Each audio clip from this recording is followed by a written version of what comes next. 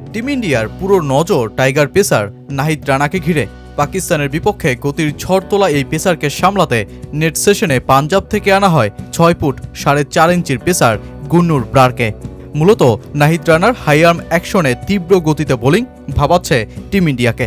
6 foot 5 ইঞ্চির এই পেসারের সোজা লাইনে লেন থেকে দেয়া বাউন্সার পাকিস্তানকে করেছে ভ্যাপাচাকা। তাছাড়া টেস্ট ক্রিকেটে প্রতিনিয়ত 150-র কাছাকাছি বোলিং তো যে কোনো প্রতিপক্ষের জন্যই মোকাবেলা করা কঠিন। তাই তো নাহিদ রানার বিপক্ষে হাই আর্ম অ্যাকশনে অভ্যস্ত হওয়ার জন্য 4 দিনের অনুশীলন ক্যাম্পে ভারত গুন্নুর ব্রারকে ডেকে নেয়, যারও বাউন্স ও পেস জেনারেট করার ক্ষমতা রয়েছে।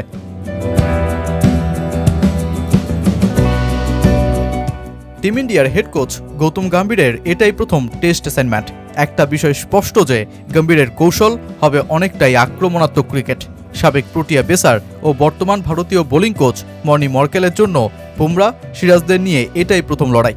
তাই তো প্রতিপক্ষ বাংলাদেশ হলেও বিন্দু পরিমাণ অনুশীলনের কমতি রাখছে না টিম ইন্ডিয়া। টাইগার বোলিং অ্যাকশনের অনুরূপ সিমুলেশন সাজিয়েই ম্যান ইন ব্লুরা অনুশীলন করছেন চেন্নাই নেটে।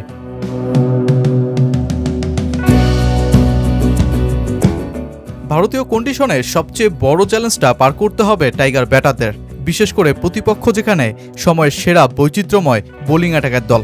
সেদিক থেকে মিস্টার ডিপেন্ডেবল মুশফিকুর রহিম দেখাচ্ছেন আশার বার্তা। গত 3 বছরে এশিয়ান কন্ডিশনে মুশফিক করেছেন 12 ম্যাচে 1120 রান, ব্যাটিং গড় 58.94। লিটন দাস আছেন এরপরে, তিনি এই সময়ে ব্যাটিং করেছেন 50+ গড়ে। ভারতের বিপক্ষেও মুশফিক নিজের জাত চিনিয়েছেন। 8 টেস্টে 43 ব্যাটিং গড়ে ও 2 সেঞ্চুরির সাথে করেছেন 604 রান। যেখানে টিম ইন্ডিয়ার ডেরায় তার খেলা 3 টেস্টে ব্যাটিং গড়টাও দেবে স্বস্তি, করেছেন 55 গড়ে ব্যাটিং, আছে সেঞ্চুরিও। এবারও যদি মুশফিক তার চেনা ফর্মে থাকেন তবে আশা পাবে বাংলাদেশ।